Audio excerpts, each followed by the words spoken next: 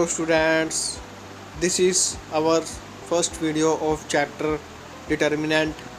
Today we start chapter determinant. So let's start. So students, आज हम new chapter शुरू करेंगे क्लास 12th का CBSE का चैप्टर नंबर 4 डिटर्मिनेंट। इससे पिछली वीडियो में हमने मैट्रिक्स चैप्टर कंप्लीट किया था। अगर आपने उनकी वीडियोस नहीं देखी है तो लिंक नीचे डिस्क्रिप्शन में दिया हुआ है, आप जाके पहले वो देख लीजिए, उसके बाद ही आपको ये चैप्टर समझ में आएगा। ठीक है, चलो स्टार्ट करते हैं ये चैप्टर। अब इसमें सबसे पहले हम इसके टॉपिक्स देख लेते हैं। इसके टॉपिक्स कौन कौन से हम पढ़ेंगे इस चैप्टर में। ठीक है, क्या क्या टॉपिक्स है ये आप लिख लेना साथ में। सो इसमें टोटल 10 टॉपिक्स हैं और हम एक बाय एक पढ़ेंगे सभी। ठीक है, सो जो हमारा फर्स्ट टॉपिक है उसका नाम है इंट्रोडक्शन। सबसे पहले हम इंट्रो पढ़ेंगे सारा, क्या डिटरमिनेंट होता क्या है, निकालते कैसे हैं। ठीक है, सेकंड टॉपिक है हमारा माइनर एंड कोफैक्टर। इसके बारे में भी मैं आपको बताऊंगा नेक्स्ट वीडियो में, माइनर एंड कोफैक्टर। देन जो हमारा थर्ड नंबर का टॉपिक है वो है प्रॉपर्टीज ऑफ डिटर्मिनेंट। क्या है? Properties of determinant. Then fourth topic is determinants, यानी डिटर्मिनेंट निकालते कैसे हैं, अलग अलग मेथड, वो सभी पढ़ेंगे। Then fifth topic is singular matrix. Singular matrix. Then sixth topic is area of triangle. क्या है? Area of triangle. Seventh is adjoint of inverse. Adjoint of inverse. Then eighth topic is important results of invertible matrix. Then ninth topic is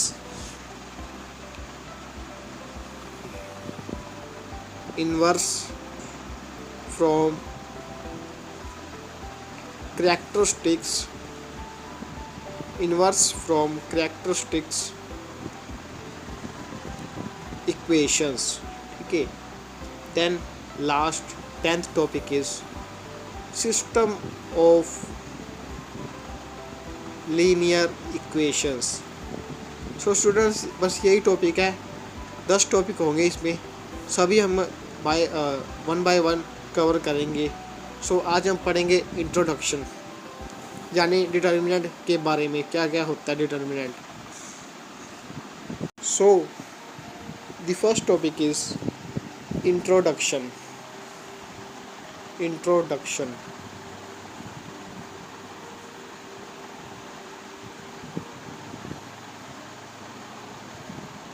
so introduction में हम सबसे पहले determinant की definition find करेंगे। Determinant होता क्या है? Determinant is a number associated to a square matrix. That means determinant एक नंबर होता है, ठीक है, स्केलर नंबर होता है, जो कि स्क्वायर मैट्रिक्स के साथ रिलेट करता है। एसोसिएटेड मतलब रिलेट करना, रिलेटेड। हम 2x2 मैट्रिक्स ले लेते हैं। अब इसमें एक बात लिखिए, स्क्वायर मैट्रिक्स मतलब डिटर्मिनेंट सिर्फ स्क्वायर मैट्रिक्स का ही निकलेगा। बेसिकली इस चैप्टर में हमें दो प्रकार की मैट्रिक्स दी होगी, या तो 2x2 मैट्रिक्स या 3x3 मैट्रिक्स। ठीक है, अब हम आज डिस्कस करते हैं पहले 2x2 मैट्रिक्स के बारे में। ठीक है, अब जैसे ये ए मैट्रिक्स दिया है, इसके एलिमेंट्स है A B C and D, and हमें फाइंड करना है डिटर्मिनेंट।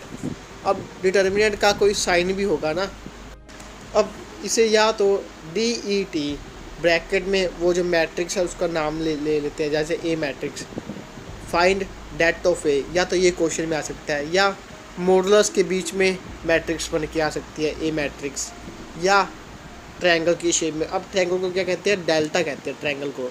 ठीक है, इसे ट्रायंगल नहीं बोलेंगे, इसे डेल्टा बोलेंगे। देन हमें अब फाइंड करना है डिटर्मिनेंट। अब डिटर्मिनेंट फाइंड कैसे करेंगे ये भी देख लेते हैं। सॉल्यूशन में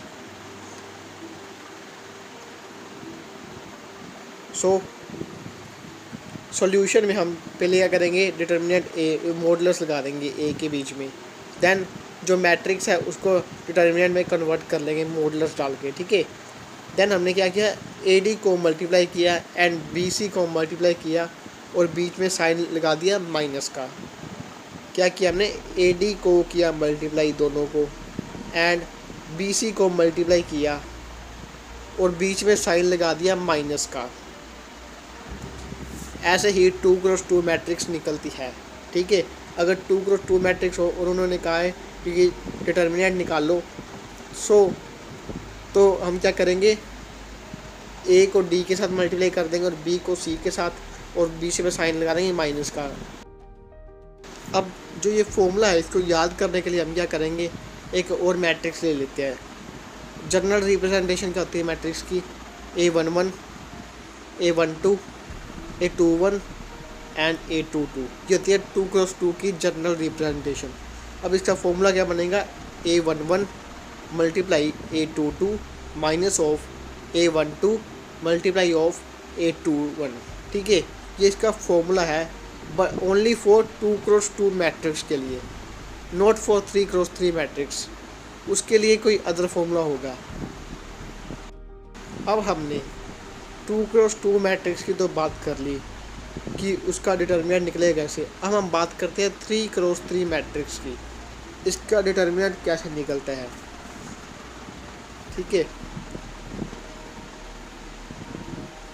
अब जैसे हमने वही जनरल रिप्रेजेंटेशन ले ली, ए मैट्रिक्स है, A11, A12 and A13 element है फर्स्ट रो में। देन सेकंड रो में A21, A22 and A23 element है, एंड थर्ड रो में A31 element, A32 and A33 element है। ये हमें 9 एलिमेंट दिए 3x3 मैट्रिक्स के। अब हमने जो ये मैट्रिक्स है 3x3 की, अब हमें इसका डिटर्मिनेंट फाइंड करना है। अब इसके डिटर्मिनेंट फाइंड करने हैं हमारे पास टोटल 7 मेथड्स हैं। कितने मेथड है, 7। एक सबसे पहले हम एक मेथड देख लेते हैं, उसकी थोड़ी प्रैक्टिस कर लेते हैं, फिर हम सेकंड मेथड देखेंगे।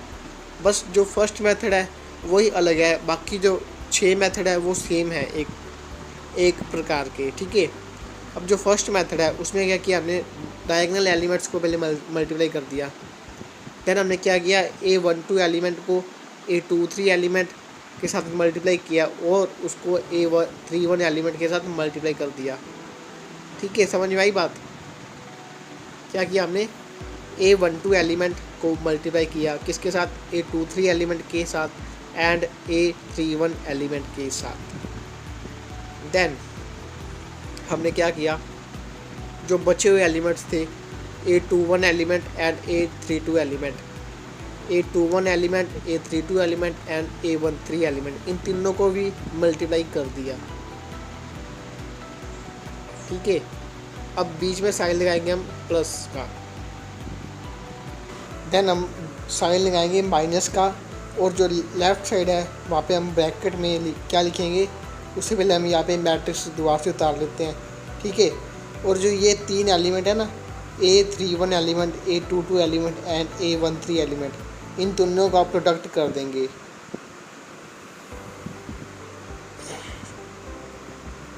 ठीक है, इन तीनों का प्रोडक्ट करने के बाद देन साइन प्लस का, फिर ये 2 एलिमेंट का और एक एलिमेंट का, A11 element, A32 element and A23 element, then हम प्लस का साइन एंड जो बचे हुए रिमेनिंग एलिमेंट्स हैं उनका मल्टीप्लाई कर देंगे ये 3 एलिमेंट्स का जो ग्रीन में लिखे हैं। Then A21 element, A12 element and A33 element. अब बस यही इसका फॉर्मूला है यार, हमको बस ये सिंपल याद रखना है। ये हमारा फर्स्ट मेथड। आपको कोई एग्ज़ाम में ऐसा कोई मेथड नहीं आएगा, बस ये आपको जो अच्छा लगे आप उससे कर लेना। अब इसके हम जैसे एग्ज़ाम्पल ले लेते हैं, एक एग्ज़ाम्पल सोल्व करते हैं, फिर आपको ज़्यादा क्लैरिटी होगी। अब जैसे इस मैट्रिक्स में हमने ए मैट्रिक्स ले ली, इस एग्ज़ाम्पल में 1 2 3 4 5 6 7 8 एंड 9, ये हमने एलिमेंट ले लिए 9, ठीक है। एंड हमें फाइंड क्या करना है, डिटर्मिनेंट फाइंड करना है। हम जो फर्स्ट वाला मेथड है उससे पहले करेंगे। हमारा जो फर्स्ट स्टेप था वो क्या था, डायगोनल एलिमेंट्स का मल्टीप्लाई, 9 × 5 × 1, ठीक है। देन बीच में साइन क्या होगा, प्लस का। नेक्स्ट हमारा स्टेप कौन सा था, हमारा नेक्स्ट स्टेप था A12 element, A23 element and A31 element को मल्टीप्लाई, यानी 2 6 एंड 7 एलिमेंट का मल्टीप्लाई।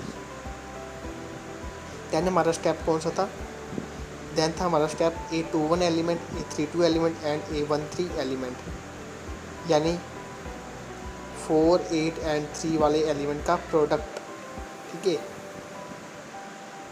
4 8 एंड 3 वाले एलिमेंट का प्रोडक्ट। अब नेक्स्ट हमारा स्टेप क्या है, माइनस में और ब्रैकेट में लिख लेना। ब्रैकेट में लिखने के बाद ये जो दूसरे वाले डायगोनल है, एक प्रकार के है तो डायगोनल ही, बट हम मैट्रिक्स में इसको काउंट नहीं करते बस, ठीक है। देन जो दूसरे एक जो पेयर वाले और एक साथ में वो, ठीक है। ये आ जाएगा हमारे पास 8 × 6 × 1। देन हमारे रिमेनिंग एलिमेंट्स कौन से, 4 2 एंड 9, इन तीनों का प्रोडक्ट, 4 2 एंड 9।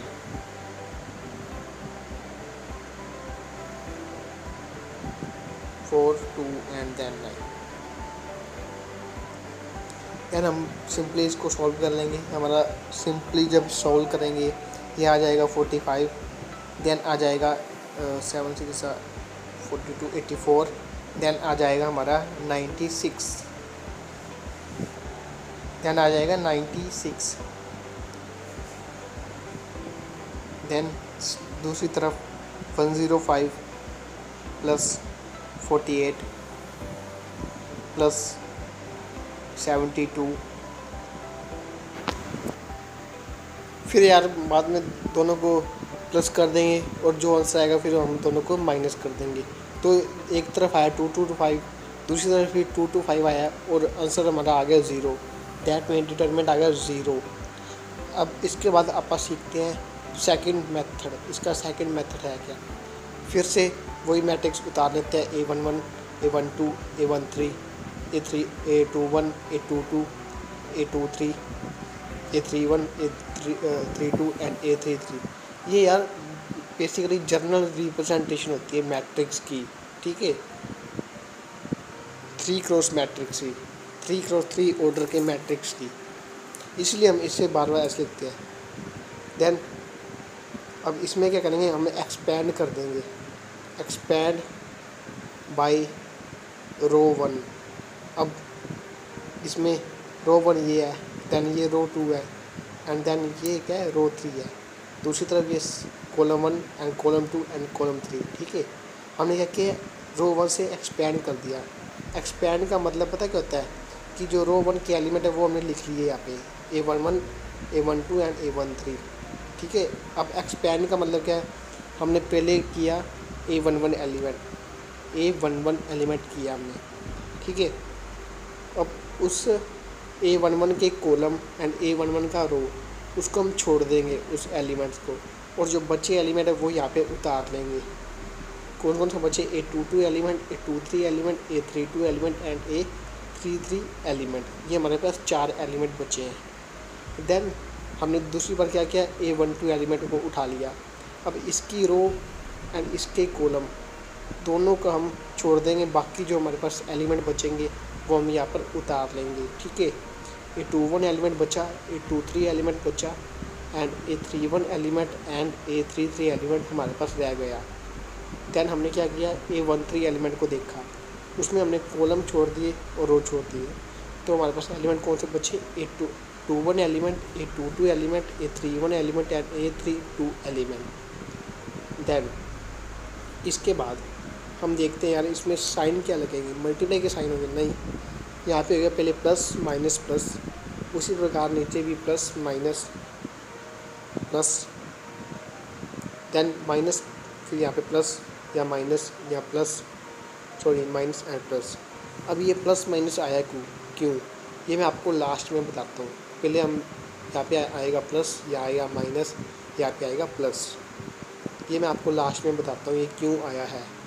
ठीक है, देन हमने क्या किया, ये जो टर्म है इसको दोबारा से उतार लेते हैं मैट्रिक्स के फॉर्म में, मतलब जहाँ पे हमने मैट्रिक्स का स्क्वायर ब्रैकेट लगाई थी ना, वहाँ हम मॉडुलस लगा देते हैं। ठीक है, आप चाहे जो पहले वाला स्टेप है वो मत करना, आप सेकंड स्टेप से शुरू कर सकते हो। ये तो जस्ट मैंने समझाने के लिए ये आपको दिखाया था। ठीक है, देन हमने ये पूरा उतार लिया दोबारा से। देन हमने देखा कि जो तीनों वाले हैं वहाँ पे 2x2 की मैट्रिक्स बनती है, और 2x2 मैट्रिक्स का डिटरमिनेंट कैसे निकलता है वो हमने देख लिया था। ठीक है, अब क्या करेंगे, उनका डिटरमिनेंट निकाल देंगे साथ में। इसका डिटरमिनेंट क्या आएगा, A23 minus, sorry A23 A32, वहाँ पे 33 होगा, हाँ। Then minus of A12 multiply of A21 A33 minus A23 A31। ठीक है, then plus A13 multiply of A21 A32 minus A22 A31। So basically यार यही है इसका फॉर्मूला। आप एक्सपैंड करके भी डिटरमिनेंट निकाल सकते हो, राइट। सो इसी प्रकार जैसे हमने, हाँ उससे पहले मैं आपको बताता हूँ यहाँ पे प्लस माइनस और प्लस क्यों आया। सो जो ओड नंबर होता है उसमें साइन आता है नेगेटिव का, एंड जब इवन नंबर होगा तो साइन आएगा पॉजिटिव का। ठीक है, जब ओड नंबर होगा तो साइन आएगा नेगेटिव, एंड जब इवन नंबर देन साइन आएगा पॉजिटिव। अब ओड इवन कैसे पता लगेगा, जो नीचे लिखा ना A11 एलिमेंट, यानी दोनों का प्लस कर दो, 1 + 1 2 क्या इवन है, सो साइन क्या आएगा पॉजिटिव। A12 एलिमेंट है, 1 + 2 3 हो जाएगा, 3 क्या ओड नंबर है, ओड है मतलब नेगेटिव आएगा sign. And then A13 element, दोनों का प्लस किया, कितना आएगा 4, देन 4 क्या इवन है। ठीक है, सो वो क्या हो जाएगा, पॉजिटिव आ जाएगा। देन A21 एलिमेंट यहाँ पे 3 है, सो नेगेटिव आ जाएगा। उसी प्रकार से बाकी एलिमेंट्स का भी हम देख सकते हैं। जैसे A22 एलिमेंट, ये क्या ओड इवन नंबर है, so positive. A23 element odd number है, 5 है, सो नेगेटिव। A31 एलिमेंट ये क्या है, 4 यानी इवन नंबर यानी पॉजिटिव। A32 एलिमेंट 5 है इसका टोटल, सो ये कौन सा आ जाएगा, negative. And A33 element positive आ जाएगा। समझ में आया बात, इसी समझ में आया क्यों मैंने वहाँ पे प्लस माइनस एंड प्लस लिखा था। बस यार ये आपको धीरे धीरे प्रैक्टिस करोगे तो आपको याद हो जाएगा। आपके दिमाग में अक्सर क्वेश्चन होगा यार इतनी चीज़ें याद कैसे करेंगे, इसमें बस प्रैक्टिस मांगते हैं। अब इसको याद करने का एक और मेथड है, जैसे वही सिंपल मैट्रिक्स है 3x3 की मैट्रिक्स, अब इसमें पॉजिटिव एंड नेगेटिव कैसे आएगा, ये देखो यहाँ पर एक वो स्केयर जैसे बनेगा, ठीक है, जो दूसरा स्केयर है तैयार जैसे बर्फ़ी होती है, बर्फ़ी का जो फिगर होती है वो बनेगी, ये देखो बनेगी ना। ये 4 एलिमेंट कौन से हैं, नेगेटिव के हैं, ये 4 नेगेटिव है, बाकी सभी पॉजिटिव है एलिमेंट्स, ठीक है। ये कौन से नेगेटिव के साइन है, ये जो बर्फ़ी बनती है ये 4 एलिमेंट, एंड बाकी सभी मतलब 3x3 की मैट्रिक्स में 5 elements positive and 4 elements negative. Elements negative कौन से है, वो जिसमें बर्फ़ी का साइन बन रहा है वो वाले। देन हमने यहाँ पे सेकंड मेथड में देखा है एक्सपेंड कर दिया R1 से। अब जो थर्ड मेथड है उसमें हम एक्सपेंड बाय R2 भी तो कर सकते हैं, यानी 2 रो नंबर 2 से भी तो हम एक्सपेंड कर सकते हैं ना एलिमेंट्स को, इससे भी कर सकते हैं। ये हो गया हमारा थर्ड मेथड। देन हम R3 से भी कर सकते हैं, ठीक है, ये हो गया थर्ड मेथड। नेक्स्ट हो गया फोर्थ मेथड। उसी प्रकार से हम कॉलम से भी तो एक्सपेंड कर सकते हैं, फर्स्ट कॉलम से भी कर सकते हैं, तो वो कौन सा मेथड हो गया, वो हो गया फिफ्थ मेथड। देन हम कॉलम 2 से भी कर सकते हैं, सेकंड कॉलम से भी एक्सपेंड कर सकते हैं, ये कौन सा हो गया, ये हो गया सिक्स्थ मेथड। देन हम कॉलम नंबर 3 से भी तो एक्सपेंड कर सकते हैं ना, तो वो कौन सा हो गया, वो हो गया सेवन्थ मेथड। इसी प्रकार मैंने कहा था ना फर्स्ट एलिमेंट ही डिफरेंट है, बाकी 6 एलिमेंट्स मिलते जुलते हैं, यानी सेम है एक दूसरे के। आपको जो मेथड इजी लगे आप उसी से कर लेना। सो स्टूडेंट्स, आज के लिए इतना ही, मिलते हैं अगली वीडियो में। और अगली वीडियो का हमारा जो टॉपिक होगा वो होगा माइनर एंड कोफैक्टर्स, यानी अगली वीडियो में हम माइनर एंड कोफैक्टर के बारे में पढ़ेंगे। तब तक के लिए goodbye, stay home, stay safe.